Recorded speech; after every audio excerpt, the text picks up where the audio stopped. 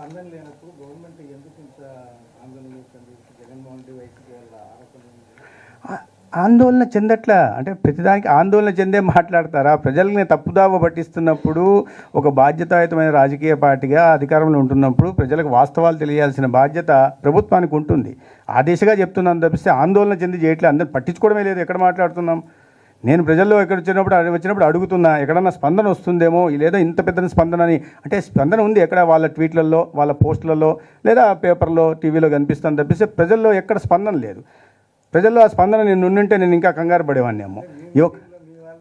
మా మీటింగ్ కాదు కదా, ఇప్పుడు కొన్ని లక్షల మందిని కలిసామని చెప్పాను. మీటింగ్లలో మొత్తం భారతీయ జనతా పార్టీ వాళ్ళు ఉండరుగా, లక్షల మందిని యాత్రలో భాగంగా అందరినీ కలుస్తున్నామని చెప్పి అనేక కళాశాలలకు వెళ్తున్నాం. విద్యార్థులంతా మా పార్టీ వాళ్ళు కాదు కదా, కొంతమంది అనేక మంది విద్యార్థులు వస్తున్నారు, కలుస్తున్నాం. కలిసినప్పుడు వివిధ వర్గాల వారిని కలుస్తున్నాం.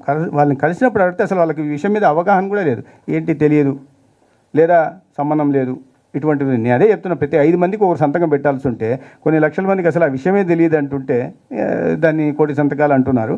దాన్ని తీసుకెళ్తారు, కోర్టుకు వెళ్ళాలి. నేను అదే చెప్తున్నది ఏంటంటే, మాట మీద నిలబడి జగన్మోహన్ రెడ్డి గారు కోర్టుకు వెళ్ళాలి. ఆయన కోర్టుకు వెళ్ళిన తర్వాత కోర్టు ఏం చెప్తుందో విని అప్పుడు ఒత్తిడి చేయమనండి, మేము కూడా అంగీకరిస్తాం, పునః పరిశీలిస్తాం.